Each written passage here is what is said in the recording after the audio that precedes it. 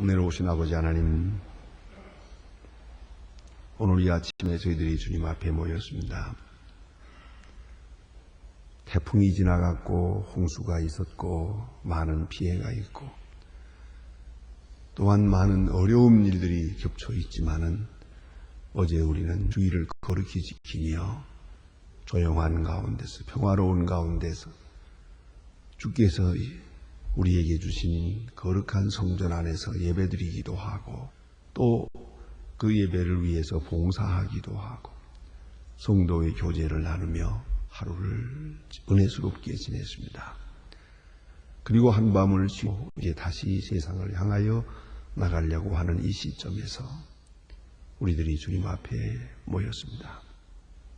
아버지 하나님, 다시 주의 음성을 듣고 다시 주님의 거룩한 은혜를 힘입고 주께서 주시는 생명력을 의지하기 위하여 이렇게 주님 앞에 나왔고 그 거룩한 은혜를 공급받고서 주 앞에 나왔습니다.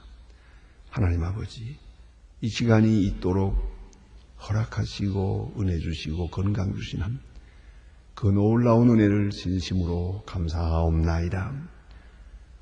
여기까지 인도하신 하나님, 앞으로의 길을 인도하시고 에서 함께 하시는 중에 요단강을 건너가는 그날 아침까지도 우리와 함께 하시며 길을 인도하여 주시옵소서. 저희들은 무지몽매하고 연약하기 그지없습니다. 아는 것도 없지만은 할 수 있는 것도 없고 설사 안다고 하더라도 무능하기 그지없습니다. 주여, 이 미련한 저희들을 오늘까지 사랑하시고 인도하소서하오니 이제 그 거룩한 은혜가 열매 맺게 하소서. 앞으로의 남은 시간에는 더 큰 열매를 맺고 더 아름다운 일들이 이루어지며 더 마음에 충만한 그러한 은혜로운 생을 살도록 도와주시옵소서. 주님, 지난날에는 잘못된 일들을 우리가 후회하는 일이 많았습니다마는 이제 후회하는 일이 없도록 다시 뉘우쳐야 하는 일이 없도록 정도로 살게 해주시기를 바랍니다. 지난날에는 우리가 사람의 눈치를 보고 사람의 평판도 생각하고 사람들이 날들어 뭐라고 하는 걸 신경을 쓰며 살았습니다마는 이 이상 더 끌려가지 않게 하시고 설사 사람들로부터는 좋은 소리를 듣지 못한다 하더라도 하나님께는 칭찬받을 수 있고 하나님께서는 인정하실 수 있는 오직 그러한 생을 살게 하여 주시옵소서.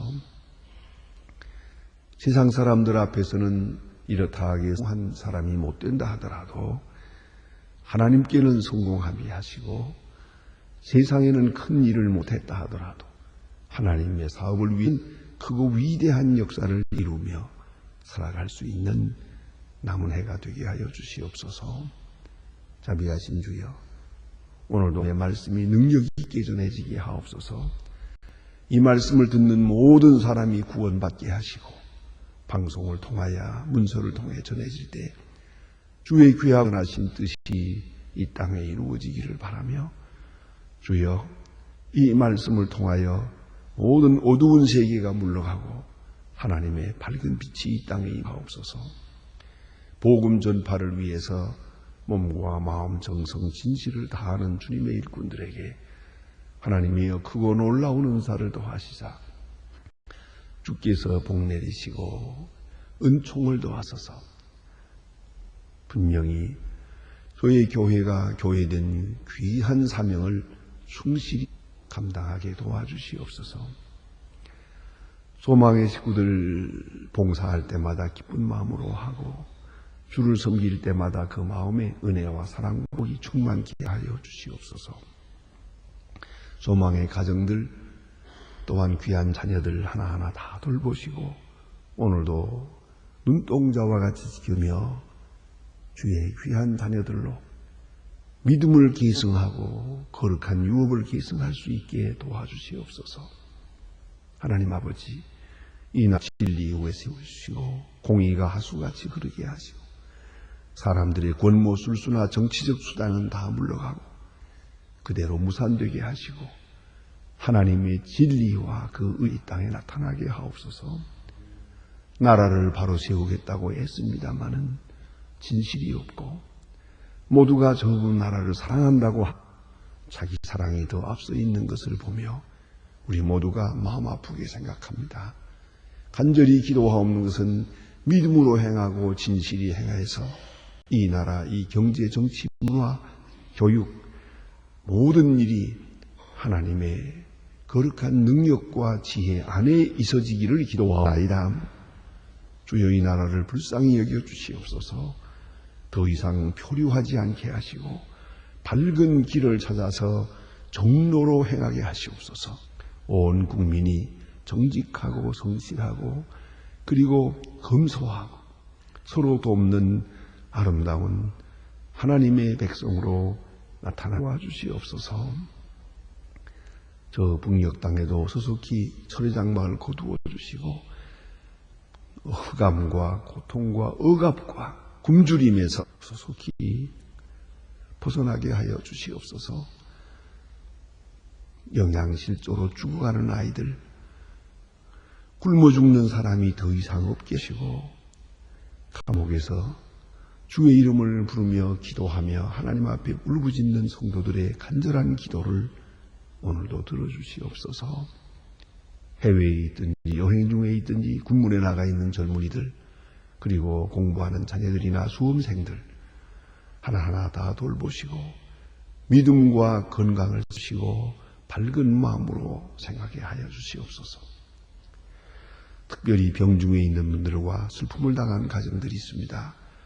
오늘도 이 시간 방문해 주시고 하나하나 위로하여 주시어서 주님 이 날이 복되게 하시고 좋은 소식을 듣고 아름다운 일들을 경영할 수 있는 은혜로운 일이 되게 하여 주시옵소서.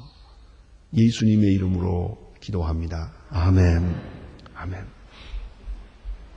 하나님의 말씀 계속해서 보겠습니다. 에스겔 1장 오늘 보게 됩니다. 에스겔서 1장입니다.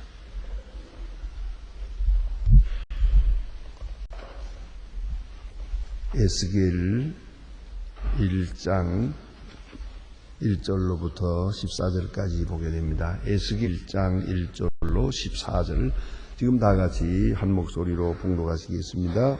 제30년 4월 5일에 내가 그발강가에 사로잡힌 자 중에 있더니 그리 열리며 하나님의 이상을 보이니 여호야긴 왕이 사로잡힌 지 5년 그 달 2월 갈대아 땅의 그발강가에 여호와의 말씀이 부시의 아달 제사장 에스갈에게 특별히 임하고 여호와의 권능이 내 위에 임하니라. 내가 보니 북방에서부터 북풍과 구름이 나오니 그 속에서 불이 번쩍번쩍하며 이 사면에 비친 그 불 가운데 단쇠 같은 것이 나타나요. 그 속에 그 생물의 형상이 나타나는데 그 모양이 이러하니라. 사람의 형상이라. 네 얼굴엔 안개가 있고 그 다리엔 뻗고 그 바닥 송아지 발바닥 같고 바닥과 구리와 같은 그 사면에는 가지치고 각각 사람의 손이 있더라. 그 네 생물의 얼굴의 날개가 이러하니 이런 다 성도 어리켜하지 아니하고 일제히 앞으로 곧게 행한 그 얼굴의 그 모양은 넷이 앞으로 사람의 얼굴이요 내 우편에는 사자의 얼굴 내 우편에는 소의 얼굴이요 내 좌편에는 독수리의 얼굴이니 그 얼굴은 그러하니라. 갈개를 들어서 펴서 각기 둘이 서서 연합 또 우리는 몸을 가리우고 신은 그 옆편으로 가리 내 생물은 거리로 가게 되지 아니하고 일제히 앞으로 곧게 행하며 또 생물의 모양은 불과 횃불 모양 같은 그 불이 그 생물 사이에 오르락 내리락 하며 그 불은 광채가 있고 그 가운데서는 번개가 나며 그 생물의 왕래가 번개같이 빠르더라. 아멘. 오늘 여기 주신 말씀 에스겔서를 우리가 봅니다.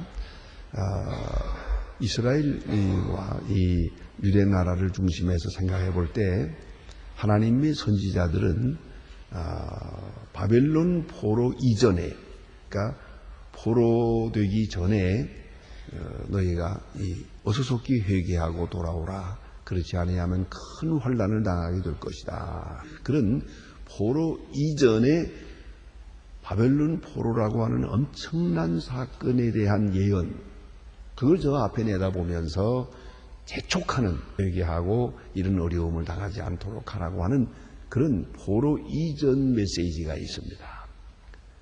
또 한 가지는 포로 되는 가운데 전쟁 통해서 이루어지는 메시지가 있습니다. 그게 바로 예레미야입니다. 우리가 지금까지 공부하는 것이죠. 거기에 포로 되어가는 얘기가 나오고 또 이스라엘 백성들, 예루살렘 성이 무너지는 이야기가 보았습니다.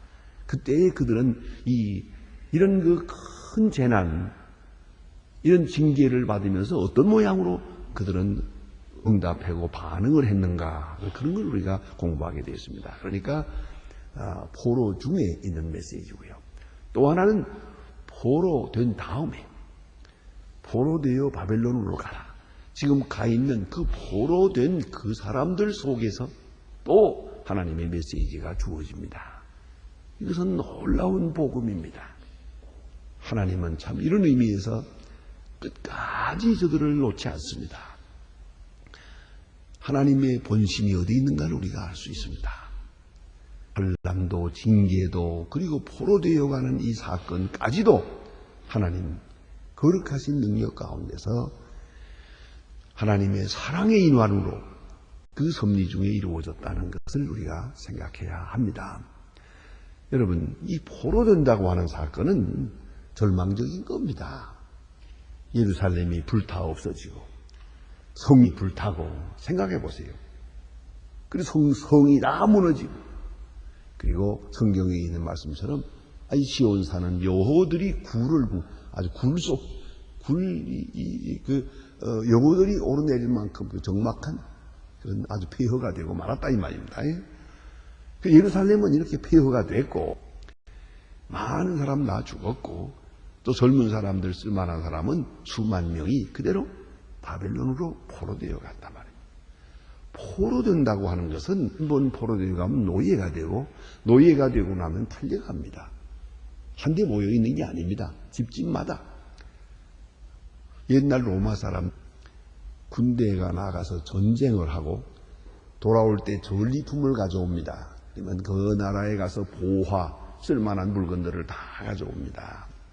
이런 그 전리품 가져온 걸 못 봤습니다만은 요새도 가끔 루블 박물관이든가 영국에 있는 대형 박물관이든가 이런 박물관을 가보면요, 여기서 놀라운 게 있어요. 아니, 파리에 있는 박물관인데 그 안에 있는 중요한 물건은 전부 애굽 거예요. 이집트 겁니다. 영국에 있는 박물관도 전부 이집트에 있는 걸 갖다 놓았어요. 어떻게 생각하면 아주 고대의 그 물건들은 자기 나라 건 없어요. 전부 애굽에서 갖다 놓았죠. 도둑질 해놓은 거죠. 가서 전부 말이야 사고 그러지. 하지만 전쟁하면서 산 게 그게 산 겁니까? 그래서 아예 그렇게 많다 보니까 이렇게 모아가지고 여기는 이집트 애명 이렇게 하고 한데다 모아놨더라고요. 그건 다 떠다 옮겨놓은 거 아닙니까? 전쟁이라니 그런 거거든요. 전쟁을 치르고 나면 쓸만한 물건, 지금 예루살렘 성전 안에 있던 그 모든 기구, 그 금과 그 보화들을 다 바벨론으로 옮겨놓았고, 그리고 사람은 또 이렇게 끌어다 이제 노예를 재봉하죠. 그 포로된 노예들을 갖다가 전부 배급을 줘요. 아주 고관들에게. 그러니까 난 높은 계급으로 사는 사람들 집에는 노예를 몇 명이라고 하긴 좀 어려워요. 차라리 몇 마리 하는 게 낫지. 동물과 같은 거니까. 옷도 안 입고 아주 돼지우리 같은 소우리관 외양간 같은 데서 지푸레기를 듣고 자고, 그리고 끌고 나와서 일식이고 이렇게 하는 거니까 사람이라고 볼 게 없지요. 그래서 이렇게 해서 밥을 줘버려요. 그러니까 사람이 노예로 전락하는 것이죠. 이게 바로 포로라고 하는 겁니다. 이렇게 노예가 하고 나면 영영 헤아리지 못하면 이 물건처럼 팔고 사고 이렇게 하니까, 그러다가 이 집 팔려가고 저 집 팔려가고 소처럼 말이죠. 그러다가 어디서 죽는 것이. 그건 왜 그럼 그들에게 거기서 이런 애를 낳게 하느냐? 그건 종자 늘리기 위해서. 그래서는 거기에 무슨 뭐 결혼이고 결혼식이고 그런 거 없는 거. 여기 튼튼한 노예 남자 하나 불러다가 여기 여자 노예 불러다가 오늘 밤 자라 이래가지고서 새끼 낳는 거죠. 이렇게 해서 노예를 불려나가는 거예요. 생각해 보세요. 이렇게 하고 노예를 팔고 사고 했으니 어린 노예도 또 요 새끼는 또 다른 집으로 팔고 그러지 않습니까? 이렇게 된다면 일단 노예가 됐다. 포로돼서 노예됐다 하면 끝난 거 아닙니까? 거기에 어떻게 희망이 있습니까? 거기서 뭘 더 바랄 수 있습니까? 그런데 이렇게까지 인생으로 목숨이 붙어 있을 뿐이지 인생의 존엄성, 인간의 신분, 처지는 다 없어진 거예요. 그야말로 고기 덩어리만 거예요. 이제 그냥 날 살다가 이렇게 죽을 거예요. 노예는 설사 돈을 번다 하더라도 그 자기 거 아닙니다. 그 주인 거고요. 대주가 있어도 그건 주인을 위해서만 쓰는 거예요. 노예에게 무슨 뭐 사례를 하는 일도 없고 노예에게 고맙다고 인사하는 게 아니에요. 왜 그런 말 있잖아요. 제 곰이 부리고 돈은 누가 받는다고 하잖아요. 그것처럼 노예는 아무리 일을 해도 자기 게 아닙니다. 이제는. 그렇다면 이제는 영영 소문 아닙니까? 그런데 중요한 것은 하나님께서는 이 사람들에게 말씀하십니다. 저주받고 심판받고 징계를 받아서 지금 포로로 잡혀간 노예, 바로 그 노예 속에 다시 하나님은 소망을 불어넣는 거예요. 그걸 알아야 합니다. 영적 소망을. 육체적으로는 망했어요. 정치적으로도 없어요. 경제적으로도 없어요. 인간으로는 소망이 없어요. 그러나 다 폐허가 됐고 다 망했지만은 그들의 영혼을 아직도 하나님께서는 그 불씨와 같이 소중히 여겨요. 먼저 영혼부터 살리는 거예요. 그래서 그들 속에 하나님께서는 하나님의 말씀을 주십니다. 이것이 에스겔입니다. 에스겔이 예루살렘에 있다가 거리로 가서 메시지 전하는 게 아닙니다. 노예 중에 하나입니다. 포로 중에 하나입니다. 벌써 이미 포로되어 간 5년이 지났습니다. 이제 정착이 됐습니다. 노예 생활로. 그 노예 중에 한 사람 에스겔에게 하나님께서 말씀하십니다. 하나님이 이들을 돌아보시고 이들을 권고하시는 가장 핵심적인 원초적 방법이 계시였다는 걸 잊지 말아야 합니다. 하나님이 우리를 구원하실 때 육체부터 구원하시는 게 아니에요. 영혼부터 구원하세요. 잊지 말아야 합니다. 우리는 자꾸 경제 사정이 나아지길 바라고 정치적인 상황이 나아지길 바라고 신분이 바뀌길 바라고 뭐 물질적인 것이 달라지기를 바라지만 하나님의 역사는 그게 아닙니다. 계시가 먼저예요. 그래서 그들을 영적으로 만나고 그들로 하여금 하나님의 세계를 보도록 하셨다는 것이죠. 하나님의 뜻, 하나님의 세계를 보도록 환상을 주셨습니다. 그래서 영혼이 소생함을 얻습니다. 하나님이 이렇게 징계받는 백성들을 찾아가실 때 찾아가서 맨 먼저 만난 것이 그들의 영혼이에요. 그리고 대표적으로 에스겔을 만납니다. 그리고 그에게 환상을 보여주십니다. 이 환상을 보면서 에스겔을 계속 보겠습니다만은 에스겔 환상 얘기가 많아요. 그는 자유가 없는 사람이에요. 포로 중에 있으니까요.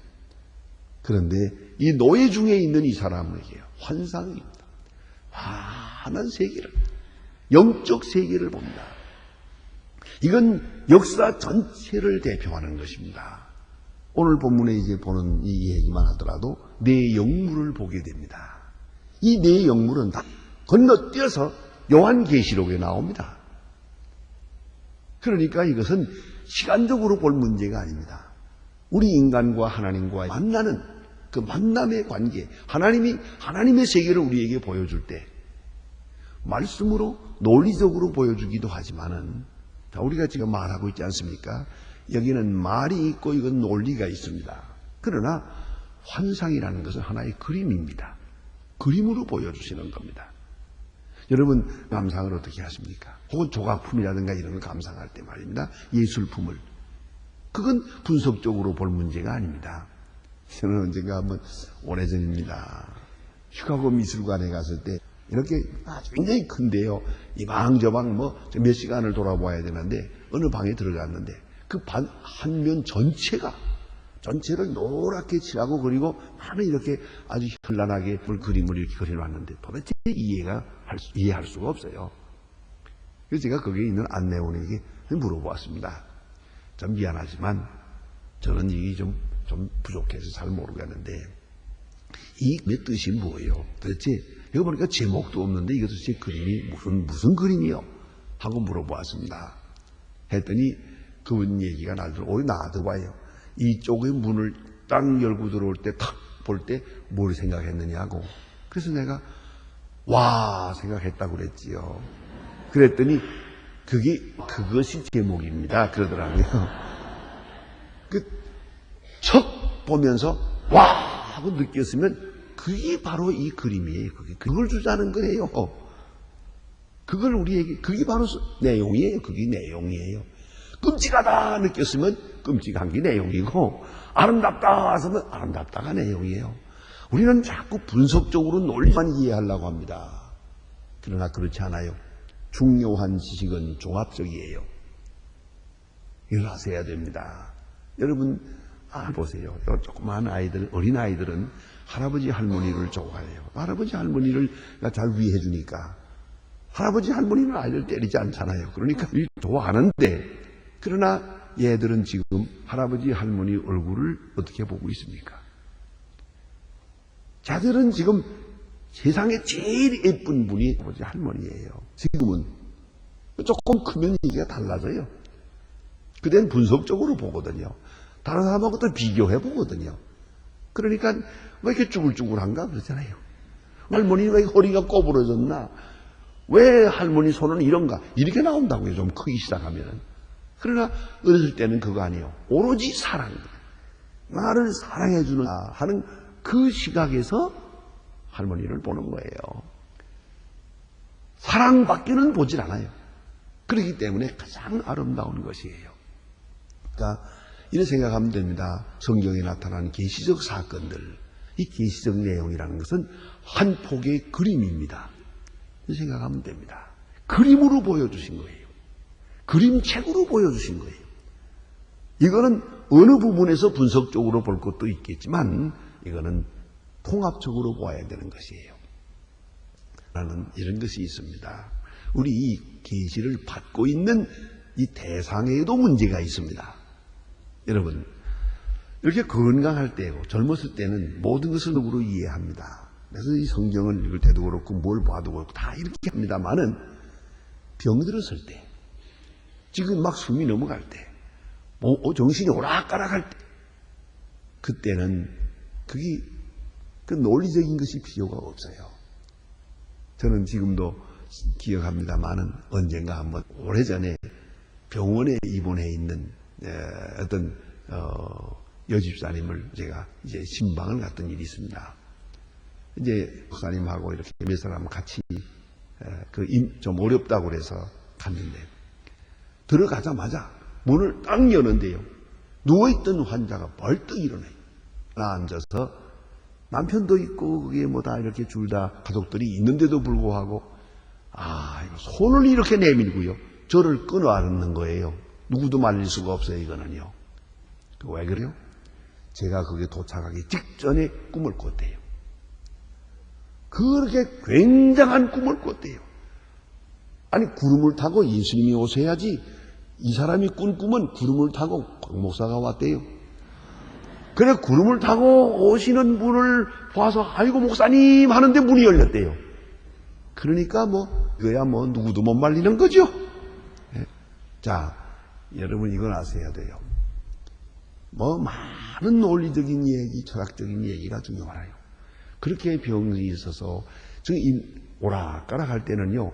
한 번 희한한 꿈 한 번 꾸는 것이 성경 한 번 다 읽는 것보다도 나은 거예요.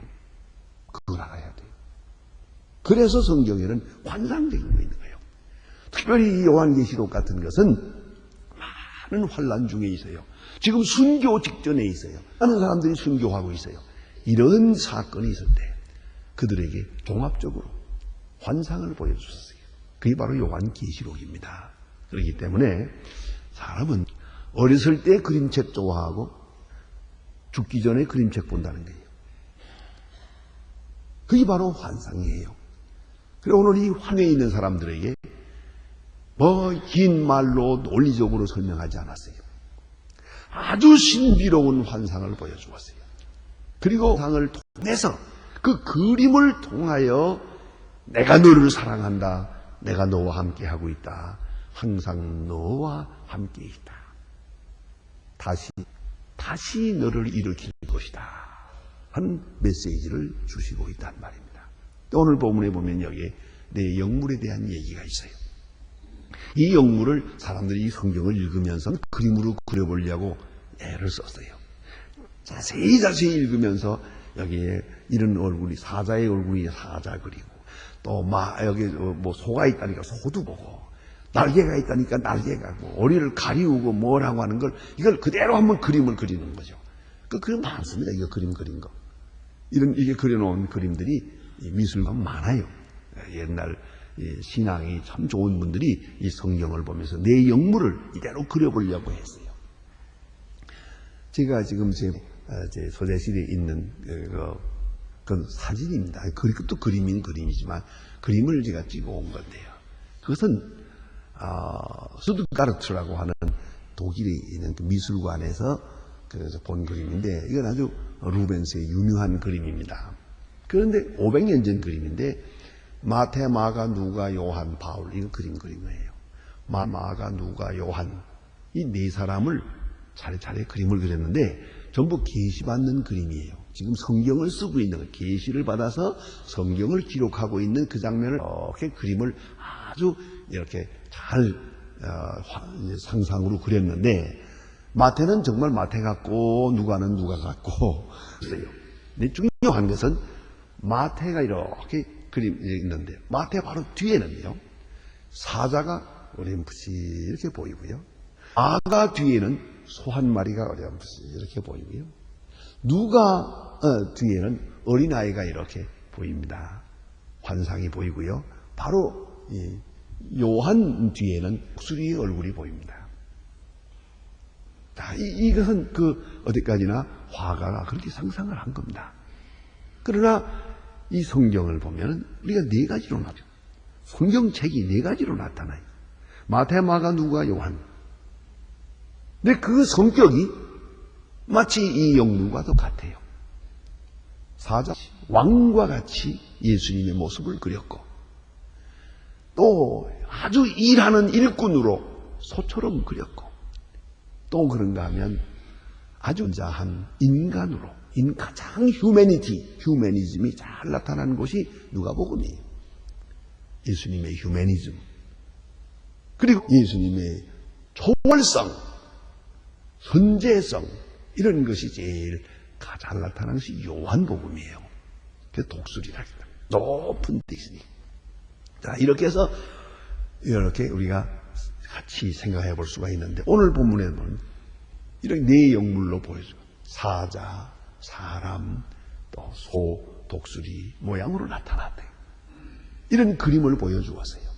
이 그림을 보면서 이제 그 에스겔은 뭘 생각하십니까? 뭘 생각하게 되겠습니까? 하나님이 살아계시고 하나님이 우리를 함께 계시고 하나님이 우리를 버리지 아니하시고 그리고 온 역사를 이루신대요. 이 인류 역사와 함께 에스겔은 지금 유대 나라의 미래만 보는 게 아니에요. 이 환상 속에서 이 고난 속에서 이 절박한 현실에서 영원한 저 앞에 구원의 세계를 예수님의 인자의 모습을 바라보고 있어요.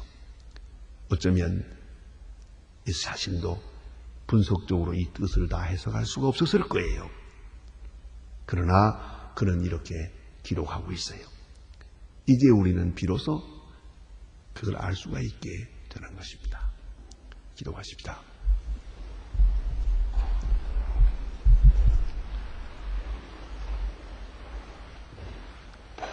하늘에 계신 우리 아버지시여 이름이 거룩히 여김을 받으시오며 나라의 마옵시고 뜻이 하늘에서 이룬 것 같이 땅에서도 이루어지이다. 오늘날 우리에게 일용할 양식을 주옵시고 우리가 우리에게 죄진 자를 사해 준 것 같이 우리 죄를 사해 주옵시고 우리를 시험에 들게 하지 마옵시고 다만 악에서 구하옵소서. 내 나라와 권세와 영광이 영원히 싸움나이다. 아멘.